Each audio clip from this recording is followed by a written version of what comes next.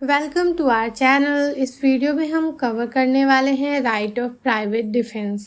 तो ये चैप्टर 4 में मेंशन किया गया है। चैप्टर 4 जिसकी हेडिंग है जनरल एक्सेप्शंस। तो प्राइवेट डिफेंस को 96 से 106 के अंदर मेंशन किया गया है।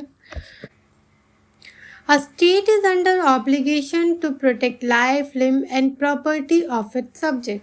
तो एक स्टेट की ऑब्लिगेशन ये है कि वो अपने लोगों की, अपने नागरिक, अपने सिटीजन्स की प्रोटेक्शन करे, मतलब उनकी लाइफ की, लिम्ब की, प्रॉपर्टी की।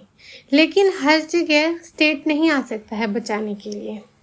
तो घर घर, गली गली पुलिस नहीं आ सकती है, नहीं रह सकती हर वक्त। तो उस सिचुएशन में इंसान अपनी मदद खुद कर सकता है।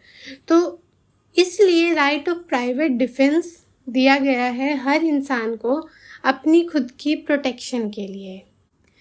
Right of private defence is based on the cardinal principle that it is primary duty of a man to help himself. तो ये प्राइमरी ड्यूटी है एक इंसान की कि वो खुद की मदद करे, क्योंकि हर वक्त स्टेट या पुलिस बचाने नहीं आएगी। तो इसीलिए कुछ राइट्स दिए गए हैं under right of private defence, जो कि हर इंसान के पास अवेलेबल हैं। क्योंकि अगर कोई आप पर अटैक कर रहा है तो इस सिचुएशन में आप वेट नहीं कर सकते हैं कि पुलिस आएगी और आपको प्रोटेक्ट करेगी या इस इंसान को अरेस्ट करेगी। उस सिचुएशन में आपको कानून अपने हाथ में लेना होगा और आप अपने आप को बचाने के लिए जो पॉसिबल है वो करेंगे।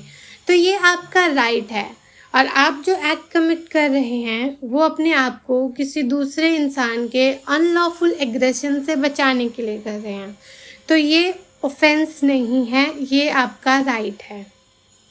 तो private defence, right of private defence होना चाहिए to defend, not to retaliate. इसका मतलब ये है कि आप खुद को प्रोटेक्ट करने के लिए, अपनी लाइफ को, अपने आप को डिफेंड करने के लिए right of private defence use कर सकते हैं, नॉट टू रिटेलिएट। ऐसा नहीं है कि आपको इससे बदला लेना है तो पहले उसे उकसा दिया और जब वो आपको मारने आया तो आपने उसे मार डाला।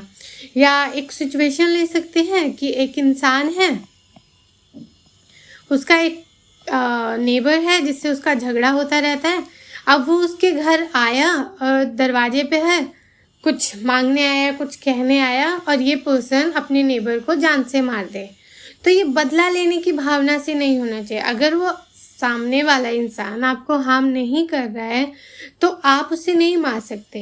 तो राइट ऑफ प्राइवेट डिफेंस वो खुद को डिफेंड करने के लिए है, ना कि रिटेलिएशन के लिए। तो सेक्शन 96 से लेकर 106 राइट ऑफ प्राइवेट डिफेंस के बारे में बताता है, जिसमें कुछ कॉमन सेक्शन है जो कि बॉडी और प्रॉपर्टी दोनों पर अप्लाई होते हैं। वो है 96, 97, 98, 99 एंड 106। कुछ सेक्शंस हैं जो सिर्फ बॉडी पे एप्लीकेबल हैं। Protection of body 100, 101, 102। और कुछ सेक्शन हैं जो कि सिर्फ प्रॉपर्टी तक ही लिमिटेड है, मतलब स्पेशली प्रॉपर्टी के लिए लाए गए हैं। तो वो है 103, 104 एंड 105। तो इस वीडियो में हम कॉमन सेक्शंस को कवर करने वाले हैं, अगली वीडियो में हम बाकियों को कवर करेंगे। तो सबसे पहला सेक्शन है 96। तो इसकी हेडिंग है things done in private defence. Nothing is an offense which is done in the exercise of right of private defense.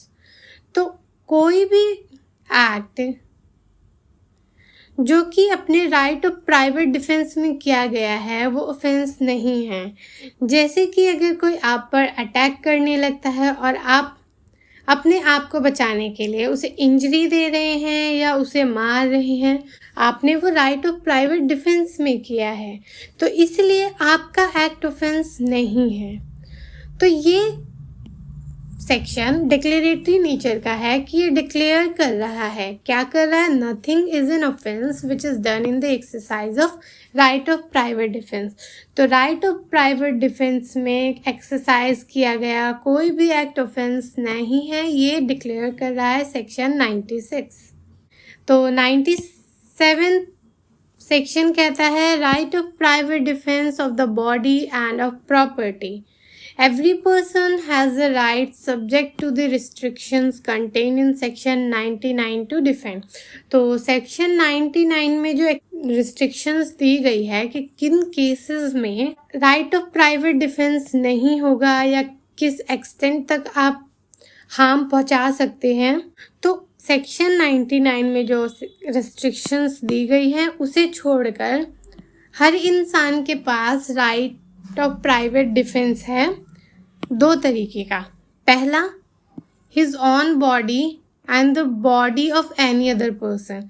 तो ऐसा नहीं है कि सिर्फ खुद की बॉडी को प्रोटेक्ट करने के लिए right of private defence use किया जा सकता है। जैसे कि एक इंसान अपने आप को बचाने के लिए दूसरे को हार्म कर सकता है, लेकिन अगर वो उसके किसी फैमिली मेम्बर को हर्ट कर रहा है तो भी इस इंसान के पास राइट टू प्राइवेट डिफेंस है, क्योंकि वो इसकी बॉडी भी प्रोटेक्ट करेगा। तो ये हो गई फैमिली की बात। लेकिन अगर दो लोग आपस में लड़ रहे हैं, एक इंसान दूसरे को बहुत बुरी तरीके से मार रहा है और ये मरने की हालत में है, तो एक थर्ड पर्सन ये इसके बिहाफ पर इसको बचाने के लिए right of private defence use कर सकता है। मतलब ये इस इंसान पर फर्स्ट पर्सन जो कि अटैकर है उस पर उसको हार्म कर सकता है ताकि वो यहाँ पर विक्टिम को बचा सके। तो ये किसी भी इंसान की बॉडी के लिए है, सिर्फ अपनी के लिए नहीं। His on body and the body of any other person. Any other में हर इंसान आता है। Against any offence affecting the human body. तो यहाँ पर एनी ऑफेंस की बात की जा रही है, मतलब ऐसा कोई भी ऑफेंस हो, वो रॉन्गफुल कन्फाइनमेंट भी हो सकता है, हार्म भी हो सकता है, किडनैपिंग भी हो सकती है। तो ऐसी कोई भी चीज़ अगर ह्यूमन बॉडी के अगेंस्ट कोई ऑफेंस कमिट किया जा रहा है तो वहाँ पर राइट ऑफ प्राइवेट डिफेंस है। सेक्शन 97 का सेकेंडली कहता है द प्रॉपर्टी। तो यहाँ पर जो राइट ऑफ प्राइवेट डिफेंस है वो प्रॉपर्टी पे एक्सटेंड हो रहा है, वेदर मूवेबल और इमूवेबल, चाहे वो मूवेबल प्रॉपर्टी हो या इमूवेबल हो, ऑफ हिमसेल्फ और ऑफ एनी अदर पर्सन, चाहे वो खुद की हो या किसी और, एनी अदर पर्सन भी मेंशन है यहाँ। Against any act which is an offence falling under the definition. तो यहाँ पर सिर्फ 4 ऑफेंसेस के अगेंस्ट है। थेफ्ट, चोरी करने आया है, रॉबरी, डाका डालने आया है, मिसचीफ या क्रिमिनल ट्रेसपास, आपके घर में घुस गया, और विच इज़ एन अटेम्प्ट या फिर attempt to commit theft, robbery, mischief, criminal trespass. तो ये यहाँ पे थेफ्ट, रॉबरी, मिसचिफ और क्रिमिनल ट्रेसपास ये कमिट किया हो या अटेम्प्ट हो, दोनों ही केसेस में यहाँ पे राइट ऑफ प्राइवेट डिफेंस है। तो जो फर्स्टली है इस सेक्शन का वो ज़्यादा वाइडर है, क्योंकि यहाँ पर एनी ऑफेंस की बात की गई है, यानी कि ह्यूमन बॉडी को अफेक्ट करने वाला हर ऑफेंस इस सेक्शन से कवर होगा। लेकिन प्रॉपर्टी के केस में सिर्फ 4 ऑफेंसेस की बात की गई है।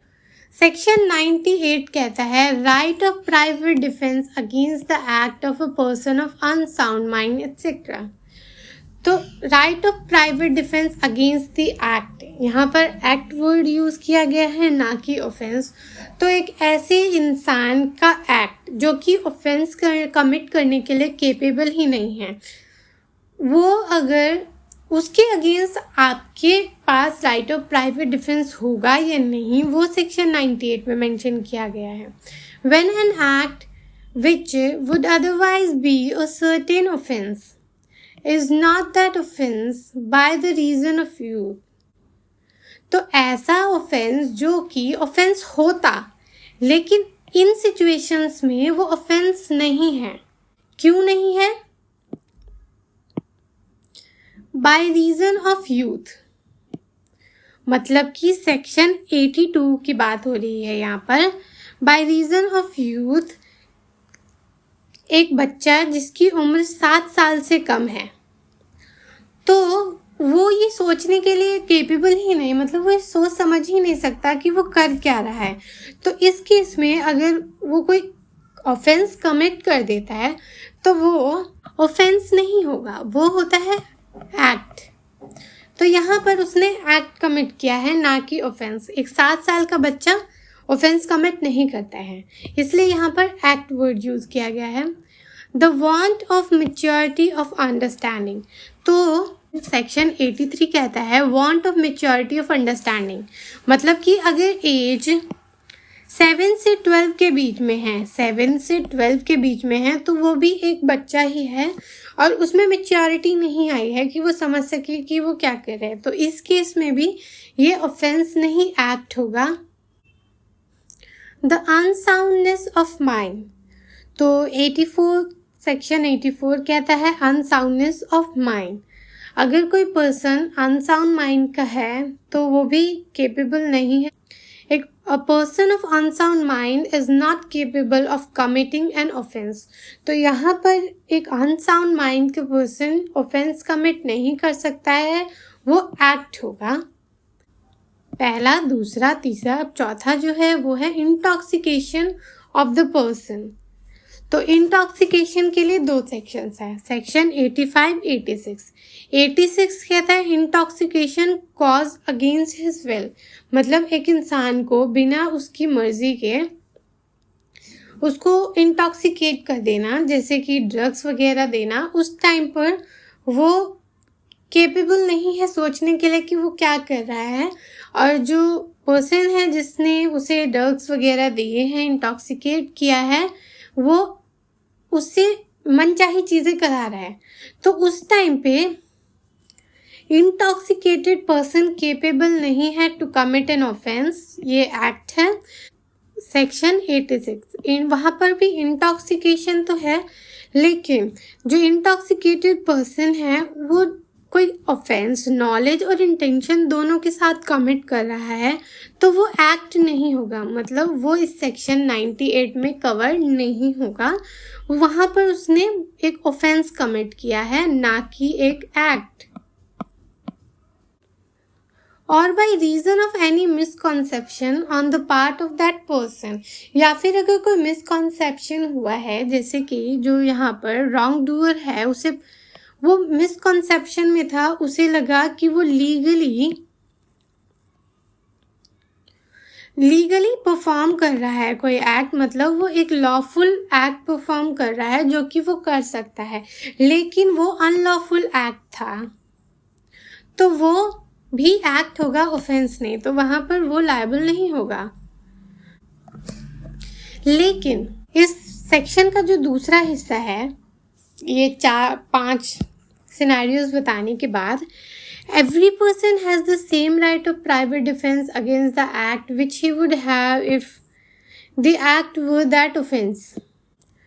तो यहाँ पर ये राइट ऑफ प्राइवेट डिफेंस को कर्टेल नहीं कर रहा है, भले ही जो रॉन्ग डूअर है वो एक्ट कमिट कर रहा है, ना कि एक ऑफेंस, लेकिन फिर भी एक इंसान के पास राइट ऑफ प्राइवेट डिफेंस है उस एक्ट के against which he would have if the act were that offence, और वो उसके पास वही राइट है जो तब होता अगर वहाँ पर ऑफेंस कमिट किया जा रहा होता।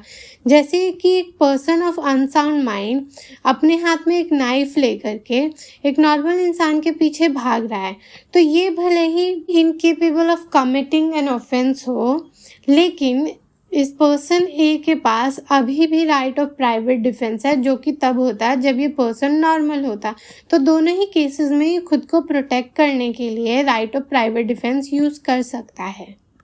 अब इस सेक्शन के हम इलस्ट्रेशन देखते हैं। पहला, Z under the influence of madness, तो जेड अनसाउंड माइंड का पर्सन है, अटेम्प्ट्स टू किल ए, वो ए को मारने जा रहा है एक स्टिक लेकर के, is guilty of no offence, तो यहाँ पर जेड किसी भी ऑफेंस के लिए गिल्टी नहीं है क्योंकि वो incapable of committing an offence है, ही कैंट कमिट एन ऑफेंस, तो उसने यहाँ पर एक्ट कमिट किया है, ना कि offence. But A has the same right of private defense which he would have if Z was sane।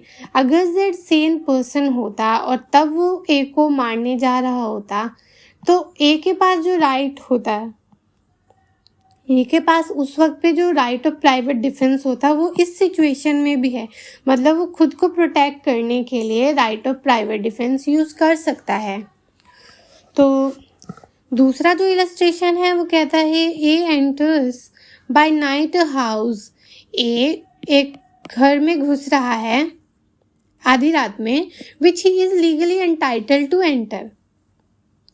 वो लीगली एंटाइटल्ड है इस घर में एंटर करने के लिए, मतलब वो उसका घर है या जो भी है, लेकिन ये लीगली एंटाइटल्ड है, इस घर में आ सकता है। Z in good faith taking A for a house breaker. तो जेड को हम मान लेते हैं वो यहाँ गेट कीपर है, ये हम सिर्फ सोच रहे हैं। तो जेड को ये लगा कि ए एक हाउस ब्रेकर है, अटैक्स ए। जेड ने ए पर अटैक कर दिया। Here Z by attacking A under this misconception commits no offence.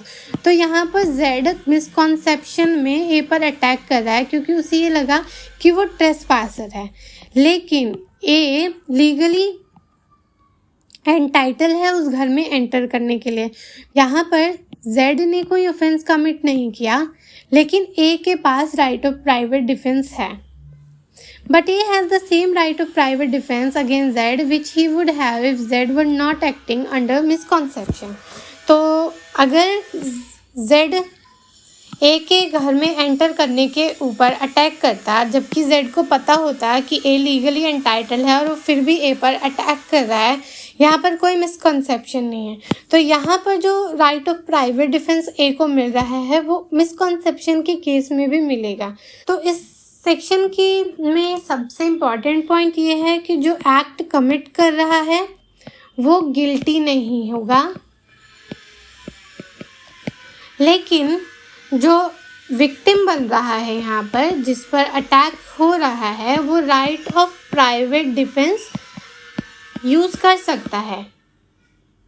तो यानी यहाँ पर गिल्टी भी नहीं है और राइट भी है। तो सेक्शन 99 की हेडिंग है acts against which there is no right of private defence. ऐसे एक्ट्स जिनके अगेंस्ट में राइट ऑफ प्राइवेट डिफेंस नहीं है इंसान के पास। तो ये रिस्ट्रिक्शंस हैं जिसकी बात हमने सेक्शन 97 में की थी, और यहाँ पर रिस्ट्रिक्शन कंटेन इन सेक्शन 99। तो ये सेक्शन कहता है there is no right of private defence against an act which does not reasonably cause the apprehension of death और ग्रीवियस हर्ट। तो राइट ऑफ प्राइवेट डिफेंस उन एक्ट्स के लिए नहीं है जिसकी वजह से, मतलब आपको ये डर नहीं है कि आपकी जान जा सकती है, एप्रीहेंशन ऑफ डेथ यानी कि आप मरने वाले हैं उस एक्ट की वजह से, या फिर आपको ग्रीवियस हर्ट पहुंचने वाला है। तो ऐसी सिचुएशन में अगर आपको ना एप्रीहेंशन ऑफ डेथ है और ना ही एप्रीहेंशन ऑफ ग्रीवियस हर्ट है, और तो आपके पास राइट ऑफ प्राइवेट डिफेंस नहीं है if done or attempted to be done by a public servant acting in good faith under color of his duty। मतलब कि जब वो अटेम्प्ट किया जा रहा है by a public servant acting in good faith, जो कि गुड फेथ में काम कर रहा है under colour of his office. इसका मतलब यह है कि वो ऑन ड्यूटी ऑफिसर है या वो ऑन ड्यूटी है और वो अपनी ड्यूटी परफॉर्म कर रहा है इन गुड फेथ, दो दैट एक्ट में not be strictly justifiable by law. तो यहाँ पर अगर कोई पब्लिक सर्वेंट है और वो गुड फेथ में वो एक एक्ट कमिट कर रहा है, भले ही वो उसको दी गई राइट्स को एक्सीड कर रहा है, वो अलग बात है, लेकिन अगर एक पब्लिक सर्वेंट गुड फेथ में under colour of his office कोई एक्ट कमिट कर रहा है जिससे ना एप्रीहेंशन ऑफ डेथ है, मतलब ना जान जाने का खतरा है और ना ही ग्रीवियस हर्ट का, तो उस केस में एक इंसान के पास राइट ऑफ प्राइवेट डिफेंस नहीं होगा। तो ये सेक्शन 99 का पहला क्लॉज बता रहा है। दूसरा पैरा जो है there is no right of private defence against an act which does not reasonably cause apprehension of death और grievous hurt. Same line, if done or attempted to be done by the direction of a public servant acting in good faith under color of his office, though that direction may not be strictly justifiable by law। तो यहाँ पर वो act public servant नहीं commit कर रहा है, बल्कि public servant की कमांड पे, मतलब उसकी डायरेक्शन पे कोई और कमिट कर रहा है।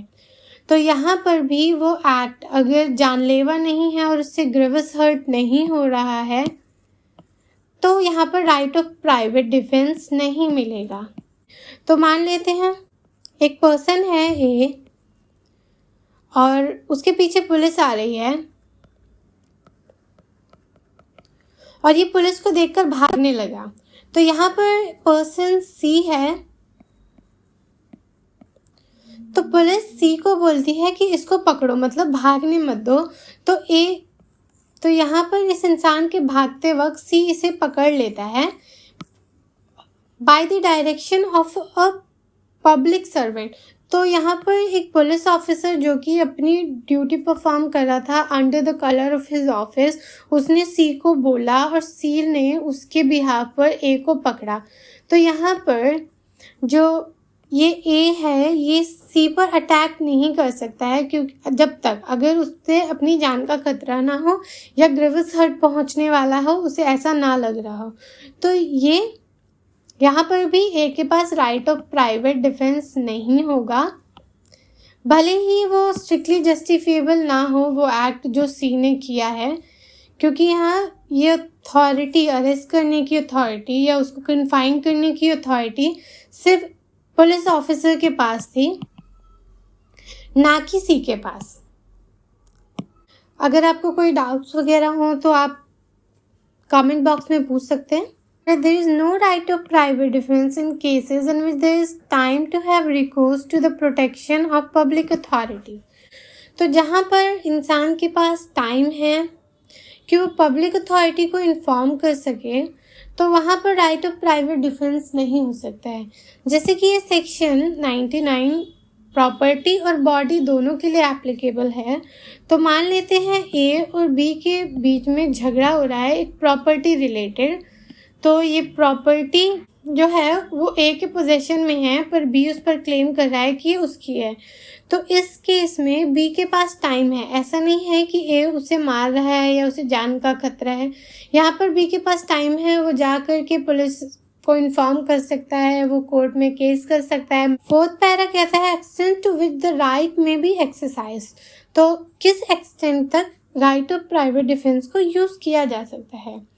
तो the right of private defense is no case extends to the inflicting of more harm than it is necessary to inflict for the purpose of defense। तो अपने आप को डिफेंड करने के लिए जितनी ज़रूरत हो सिर्फ उतनी ही इंजरी, उतनी ही हार्म इन्फ्लिक्ट की जा सकती है दूसरे इंसान पर, ज़रूरत से ज़्यादा नहीं। जैसे कि पर्सन ए अनआर्म्ड है, इसके पास कोई हथियार कुछ नहीं है, नॉट इवन अ स्टिक, इसके पास एक स्टिक तक नहीं है और ये जा रहा है बी के पास और बी और ए का झगड़ा हो जाता है।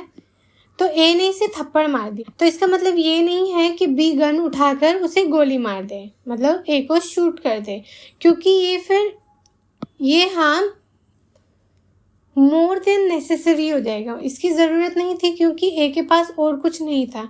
तो यहाँ right of private defence exceed कर दिया जा रहा है। तो जितनी ज़रूरत हो सिर्फ उतना ही हार्म इन्फ्लिक्ट किया जा सकता है। ये सेक्शन 99 के पैरा 4 में बोला गया है। तो इसके साथ 2 एक्सप्लेनेशन दिए गए हैं। तो एक्सप्लेनेशन 1 कहता है a person is not deprived of the right of private defence against an act done or attempted to be done by a public servant as such. तो हर सिचुएशन में ही ऐसा नहीं होगा कि पर्सन के पास राइट ऑफ प्राइवेट डिफेंस नहीं है। राइट ऑफ प्राइवेट डिफेंस हर इंसान के पास है unless he knows or has reasons to believe that the person doing the act is such public servant। अगर इसे पता है कि वो पब्लिक सर्वेंट है, वो अपनी ड्यूटी परफॉर्म करने आया है, या has reasons to believe, उसके पास खुद के रीजंस हैं कि वो बिलीव कर रहा है कि वो पब्लिक सर्वेंट है, और उस टाइम पे अगर वो कोई एक्ट कमिट कर रहा है तो इस पर्सन के पास राइट ऑफ प्राइवेट डिफेंस नहीं है। लेकिन ऐसा नहीं है कि ये आकर इसे मारने ही लग जाए, तो उस केस में भी प्राइवेट डिफेंस मिलेगा। तो दूसरा एक्सप्लेनेशन है a person is not deprived of right of private defence against an act done or attempted to be done by the direction of public servant unless he knows or has reasons to believe that the person doing the act is acting by such direction. अगर कोई act एक public servant की direction पे किया जा रहा है, मतलब ये एक्ट ये पुलिस ऑफिसर खुद ना करके पर्सन ए को बोल देता है, तो इस केस में भी इफ़ ही बिलीव्स और हैज़ रीजंस टू बिलीव, अगर इसे पता है या इसके पास रीजंस हैं ये बिलीव करने के लिए कि वो एक पब्लिक अथॉरिटी के डायरेक्शन पर ही आया है, और या फिर unless a person states the authority under which he acts or if he has authority in writing unless he produces such authority। अगर इसे नहीं पता है कि वो एक पब्लिक सर्वेंट के डायरेक्शन पर आया है, लाइक एक पर्सन ए बी के घर में एंटर करने की कोशिश कर रहा है, इस सिचुएशन में बी को पता है कि वो एक पुलिस ऑफिसर है, तो राइट ऑफ प्राइवेट डिफेंस इसके पास नहीं है। लेकिन अगर उसे मालूम है कि ए जो है वो अथॉरिटी की डायरेक्शन पे या किसी और पब्लिक अथॉरिटी के डायरेक्शन पे आया है और इसे मालूम है, तो उस केस में बी के पास राइट ऑफ प्राइवेट डिफेंस नहीं है। और if he has authority in writing, और अगर उसके पास अथॉरिटी है इन राइटिंग, उसके पास एक पेपर है, unless he produces such authority if demanded, और ये पर्सन उससे डिमांड करता है कि तुम दिखाओ, और अगर वो दिखाने से मना कर देता है, कैसे पता चलेगा कि वो पब्लिक अथॉरिटी की डायरेक्शन पे आया है या नहीं?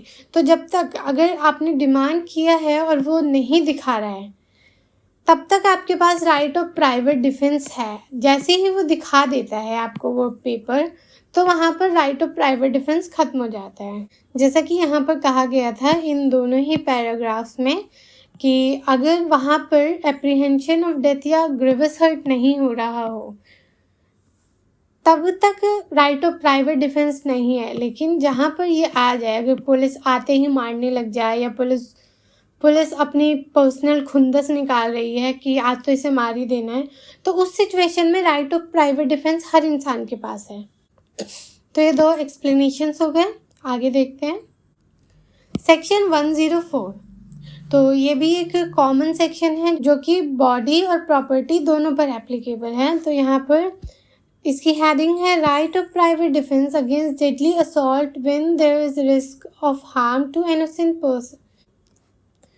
तो ऐसी सिचुएशन में जहाँ पर आपके ऊपर असॉल्ट किया जा रहा है, एक डेडली असॉल्ट, और आप खुद को बचाने के लिए अगर राइट ऑफ प्राइवेट डिफेंस का यूज़ करते हैं, तो वहाँ पर एक इनोसेंट पर्सन को भी हार्म पहुँच रहा है, तो उसके बारे में आईपीसी क्या कहता है? आईपीसी की धारा 106 कहती है, if in the exercise of the right of private defence against N assault which reasonably cause the apprehension of death, the defender be so situated that he cannot effectually exercise that right without risk of harm to an innocent person। तो यहाँ पर अगर एक इंसान को right of private defence use करना है against an assault जिसकी वजह से यहाँ पे एप्रीहेंशन ऑफ डेथ है, यानी कि अगर उसने right of private defence use नहीं किया तो वो खुद मारा जा सकता है, और अगर वो वहाँ पर right of private defence use करता है तो एक इनोसेंट इंसान मारा जाएगा। यानी नहीं किया तो वो खुद मरेगा, और अगर कर लिया तो कोई और मरेगा। तो खुद मरने से अच्छा किसी और को मार दो, ये मैं नहीं, आईपीसी कहता है। His right of private defence extends to running of that risk. तो राइट ऑफ प्राइवेट डिफेंस सिर्फ तब तक है जब तक वो रिस्क है। जैसे कि इसमें इलस्ट्रेशन दिया गया है, A is attacked by a mob who attempts to murder him. एक पर्सन है जिसकी तरफ भीड़ बढ़ रही है और उसे जान से मारने के लिए, he can not effectually exercise his right without firing on the mob. और ए के पास उस टाइम पर एक गन है, उसके हाथ में एक गन है, और वो खुद को बचाने के लिए सिर्फ इन पर फायर कर सकता है। And he cannot fire without risk of harming young children who are mingled with the mob। और उस भीड़ में कुछ बच्चे हैं, जैसे कि कुछ छोटे बच्चे हैं, टीनेज हैं। अगर वो ए फायर करता है तो वो किसी को भी लग सकती है, क्योंकि वो बॉलीवुड का हीरो नहीं है कि जिसे मारेगा उसे ही लगेगी। तो यहाँ गोली किसी को भी लग सकती है, और खुद को प्रोटेक्ट करने के लिए उसे फायर करना ही पड़ेगा। A commits no offense if by firing so he harms any of the children. अगर वो फायर कर रहा है खुद की प्रोटेक्शन में और किसी बच्चे को लग जाती है, तो यहाँ पर ए ने कोई ऑफेंस कमिट नहीं किया है, क्योंकि उसने ये राइट ऑफ प्राइवेट डिफेंस में किया है। तो ये राइट ऑफ प्राइवेट डिफेंस तब तक एक्सटेंड करेगा जब तक ये भीड़ उस पर अटैक करना चाह रही है। तो इस सिचुएशन में अमजद खान केस का रेफरेंस लिया जा सकता है। उसमें भी यही हुआ था कि एक मॉब उसके घर की तरफ बढ़ रहा था, जो कि दुकानें लूट रही थी और लोगों को मार रही थी। तो उसने अपनी प्रोटेक्शन में और अपनी फैमिली की प्रोटेक्शन में लोगों पर फायर किया था। Thanks for watching.